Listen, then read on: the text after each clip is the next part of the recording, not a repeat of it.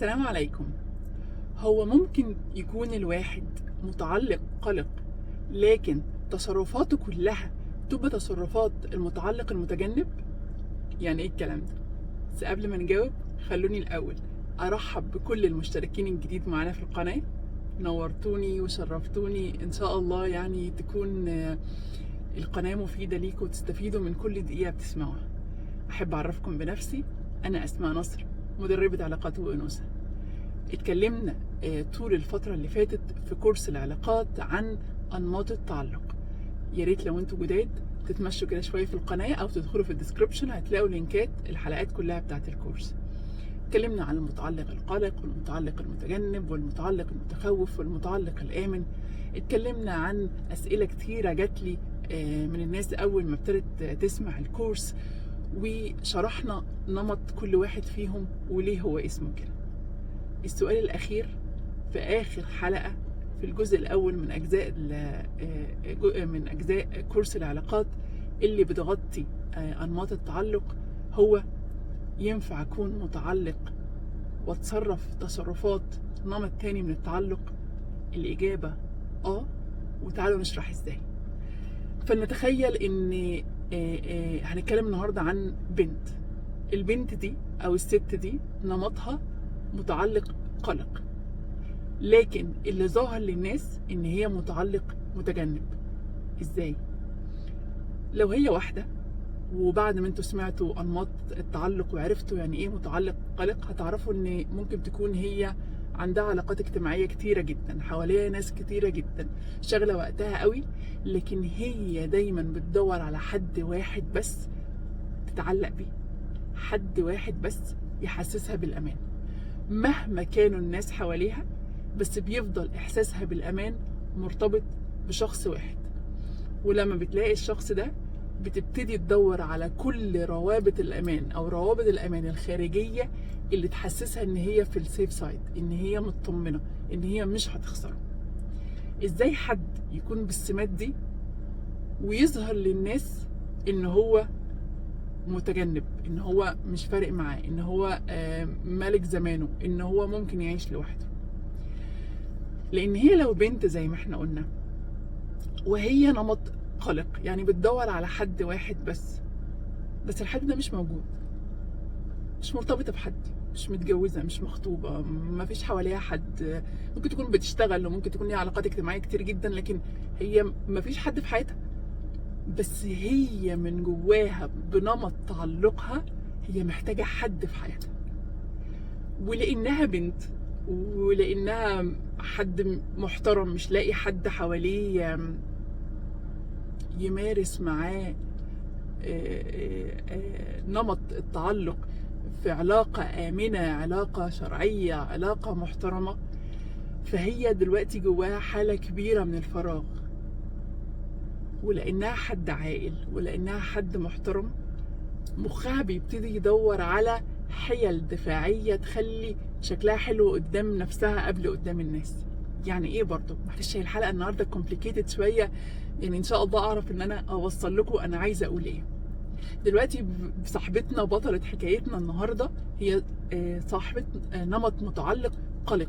هي she is in a very bad need لوجود حد في حياتها، راجل في حياتها يحسسها بالامان، والراجل ده مش موجود. مفيش جواز، مفيش خطوبة، مفيش أي علاقة، مفيش أي حاجة. فتبتدي تحسس نفسها وتحسس اللي حواليها أنا أصلا مش عايزة، أنا أصلا مش فارق معايا، أنا أصلا لوحدي هقدر إن أنا أعيش وأكمل. رغم إن هي من جواها لو قعدت مع نفسها في لحظة صدق هتعترف إن هي رغم زحمة الناس ورغم إن هي ليها علاقات كتيرة بناس كتيرة ورغم نجاحها في شغلها ورغم هي محتاجة حد في حياتها. هي مش عارفة تعيش لوحدها، لكن الصورة اللي عمالة تصدرها للي حواليها وتصدرها لنفسها قبل اللي حواليها ان انا زي الفل، انا زي الفل، الحياة هتكمل وانا زي الفل. لكن الحقيقة هي مش زي الفل، الحقيقة ان هي تعبانة. عارفين مين قوي كمان بيظهر عنده قوي اللخبطة دي او الصراع ده؟ المطلقات والارامل. الأرامل كمان، المطلقات ممكن يكونوا عدوا بتجربة صعبة جدا بتكرههم في الصنف كله، بتكرههم في الجواز كله. لكن الأرملة، وخصوصا الأرملة اللي عدت بقصة زواج فيها مودة ورحمة وطمأنينة، داقت وعرفت يعني ايه سكن، داقت وعرفت ان هي حد مونس حياتها، مونس قلبها، مونس روحها، وفجأة الونس اللي في حياتها راح. مهما كانت ناجحه في حياتها، ومهما كان حواليها ناس كتير جدا، ومهما كان عيلتها حواليها واصحابها حواليها وولادها حواليها ومشغوله، تفضل حته جوه القلب كده مفتقده الونس، بتفضل حته جوه القلب كده تعبانه، تعبانه لان هي داقت. عارفين يا جماعه اللي داق اصعب من اللي ما داقش. اللي داق وعرف اصعب بكتير قوي من اللي بيسمع، او من اللي قاعد معشم نفسه، او اللي قاعد يقول في يوم، او ان شاء الله، او في الجنه بقى. اللي داق وعرف ده في ابتلاء فوق الابتلاء، ابتلاء انه داق وعاش فوق ابتلاء الفقد. فصاحبتنا دي اللي احنا بنتكلم عنها، لو هي ارمله وهي داقت وهي صاحبه نمط تعلق قلق، فكل الهيصه اللي حواليها دي نعمه فضل من ربنا. لكن هي محتاجه حد، مهما كانت الدنيا زحمه حواليها، مفيش حد بيقدر يعوض الحد اللي هي محتاجه تحس معاه بالامان، الحد اللي محتاجه تتعلق بيه. فلصاحبتنا الارمله، صاحبه النمط التعلق القلق، اللي محتاجه وفي اشد الحاجه لحد، بس مفيش حد، مفيش حد بقى لاي سبب، مفيش حد لان الظروف مش سامحه، مفيش حد لان هي فعلا مش لاقيه حد، مفيش حد لان مفيش حد. فتبتدي تعمل ايه؟ تبتدي او مفيش حد لان هي الناس حاطينها، وده مهم جدا الحته دي، مفيش حد لان الناس حاطينها في خانه انت الزوجه الوفيه لذكرى زوجك، وانتوا كان ما بينكم علاقه رهيبه، والناس كلها كانت بتتكلم على قصه حبكم، وانت بقى البطله اللي هتعيشي طول عمرك على ذكريات واحنا ان شاء الله هنتكلم بالتفصيل على الاجزاء اللي انا بتكلم عليها دي. فهي مفيش حد لان هي كمان في صراع داخلي، انا محتاجه بس انا خايفه اكون خاينه، انا محتاجه بس انا هطلع بره البرواز والناس هتقول عليا ان انا ما عنديش وفاء لذكرى زوجي، انا محتاجه بس انا بحب جوزي الله يرحمه قوي، وخايفه لما حد يجي ما يدينيش فرصه ان انا افضل محترمه ذكراه، او افضل عايشه على ذكراه، او تفضل ذكراه في حياتي. انا محتاجه بس انا خايفه قوي من نظرات الناس. وهي محتاجه، وهي في عز شبابها، وهي بشر. فتبتدي تعمل ايه بقى؟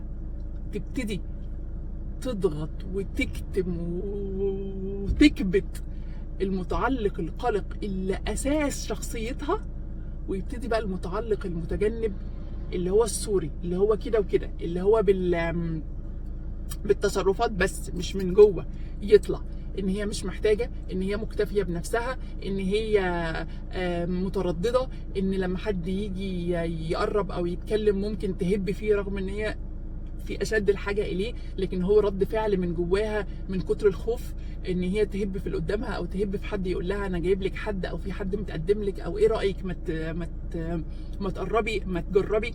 فاللي يبتدي يظهر للناس ايه؟ ان هي رافضه، ان هي متجنبه، ان هي مكتفيه بنفسها، ان هي مش عايزه، ان هي ما شاء الله عليها من نوع من الستات اللي قادره ان هي تفضل عايشه لوحدها. ما شاء الله ست ب100 راجل، انا الكلمه دي بتموتني يعني، ده والله عيبه في الرجاله، ست ب100 راجل. لا، هو مفيش ست ب100 راجل، في ست جدعه واتكلمنا عنها كتير، في ست قد الشيله، في ست شايله رغم ان هي تعبانه وميته. هي ليه يا جماعه كل ست شايله؟ احنا يعني حطيناها في خانه ان هي كائن عايش ويتكاثر على اشعه الشمس، قادر ان هي تلغي بشريتها، وتلغي انوثتها، وتلغي احتياجاتها اللي ربنا سبحانه وتعالى حاططها فيها. لا، هي الناس شايله لان هي المسؤوليه بتقول كده، لان هي الدنيا لازم كده، بس احتياجاتها وان هي محتاجه ايه وان هي عايزه ايه دي حاجه تاني خالص على الجنب. فده مثال لواحده هي شيز ان فيري باد نيد، بس هي بتدي احساس وبتدي رسائل اللي حواليها ان هي متعلق متجنب. واحده كبرت شويه، يعني دخلت في اخر الثلاثينات في الاربعينات وما اتجوزتش، وهي صغيره كانت مشغوله في كارير، كانت بترفض ناس كتير، كانت شايفه ان هيجي لها حد احسن، كانت وكانت بترفض. وصلت للسن ده الرساله اللي كانت بتديها للناس ان هي ايه؟ ان هي انا مش عايزه، انا لوحدي، انا مش عارفه ايه. فاكرين لما قلنا ان هو ممكن حد نمط التعلق بتاعه يتغير، وقلنا ممكن لو حد مر بحاجات كتير نمط التعلق بتاعه يتغير. فهي ممكن لما توصل لسن معين تحس ان هي ايه؟ لا، انا كل اللي انا فيه ده ولا حاجه، انا محتاجه حد امسك فيه، محتاجه حد يحسسني بالامان، محتاجه حد في حياتي، محتاجه حد يونس حياتي. تصرفاتها متجنبه، لكن هي deeply inside هي قلقانه، وهي محتاجه حد في حياتها. وخلي بالكم كمان واحنا بنختم اخر حلقه في الجزء الاولاني من كورس العلاقات، ان انماط التعلق دي مش قرآن، هي مش خطوط ما ينفعش ان احنا نعديها. لا، هي كاتيجوريز. في ناس بتتحط في قلب الكاتيجوري وبيبقى مظبوط عليها، وفي ناس بتاخد حته من هنا وحته من هنا، وفي ناس بتفضل تتنقل، وفي ناس بتبقى متعلق امن، وزي ما قلنا يحصل لها حاجه تروح لقلق او متخوف او. هي فكره ان هو ده متعلق متجنب، هيفضل طول عمره متعلق متجنب مش هيتغير، لا غلط. ده متعلق امن ما شاء الله عليه، هيفضل طول عمره متعلق امن، لا غلط. ده متعلق قلق، هيفضل طول عمره قلقان وطول عمره حاسس ان هو مش هيطمن ويبي، لا غلط. ممكن يقابل حد في حياته ويفهمه ويفهم طبيعه تعلقه، وهو يشتغل على نفسه فيتحول من متعلق قلق لمتعلق امن، او يفضل متعلق قلق لكن يعرف كويس قوي ازاي يتعامل مع نفسه، واللي قدامه يعرف ازاي يديله كل رسائل الطمأنينة اللي موجودة علشان خاطر تهديه. لو حواليكي واحدة كبيرة أو حواليك واحدة كبيرة لسه ما اتجوزتش، ما تقولش دي مكبرة دماغها، دي مش حاطة الجواز في حساباتها. لا، هي ممكن تكون مش لاقية لسه، أو ممكن تكون خايفة، ممكن تكون مش عايزة تظهر للناس عشان خاطر ما تسمعش كلمة ايه؟ ما احنا قلنا من بدري، ما انت ياما رفضتي، ما انت كنت بتتبطري على النعمة، ما جالك اللي مش عارفة ايه، جاية دلوقتي تقولي مش عارفة ايه. التقطيم ده بيخلي الناس تخاف تبين احتياجاتها، بتخلي الناس تخاف تبين ان هي كانت غلطانه. عادي كانت غلطانه ودلوقتي هي محتاجه. لو حواليكوا واحده مطلقه، مش معنى ان هي مرت بتجربه سيئه ان دي اخر الدنيا، هي من حقها ان هي تعيش تاني وتكمل حياتها. لو حواليكوا واحده ارمله، ارجوكوا شيلوها بره برواز المضحيه، برواز الام اللي قعدت على عيالها، برواز اللي حبت جوزها جدا وهتفضل طبعا عايشه على حبه مدى الحياه، لان ده لا مش شريعه ولا مش سنه ولا من الدين ولا من انسانيه ولا من بشريه ولا من اي حاجه خالص. الست هي بمزاجها تقعد ما تقعدش من غير جواز، ده بمزاجها، ملوش اي علاقه بحبها لجوزها، ملوش اي علاقه بان هي وفيه ليه، بان هي بتحبه وحبته بجد، بان هي مستنيه اليوم اللي ربنا يجمعها بيه في الجنه. ده كله ملوش اي علاقه باحتياجها، لان هي بشر. احنا مش احسن من الصحابيات، احنا مش احسن من الصحابيات، مش احسن منهم، ولا احنا اكتر وفاء منهم.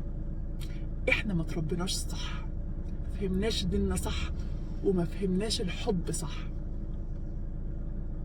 ده هنتكلم عنه كتير ان شاء الله في حلقات جديده، بس افتكروا جملتي اللي انا بقولها لكم دي، لان انا قلتها بعد فهم سنين. احنا ما فهمناش الحب صح.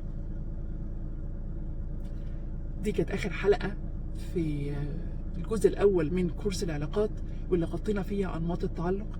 اتمنى جدا ان لو كنتوا استفدتوا من الحلقه وما كنتوش اشتركتوا في القناه تشتركوا، ولو كنتوا مشتركين دوسوا لايك واكتبوا كومنت، لان ده هيساعد جدا في انتشار القناه، وده هيفرق جدا حقيقي.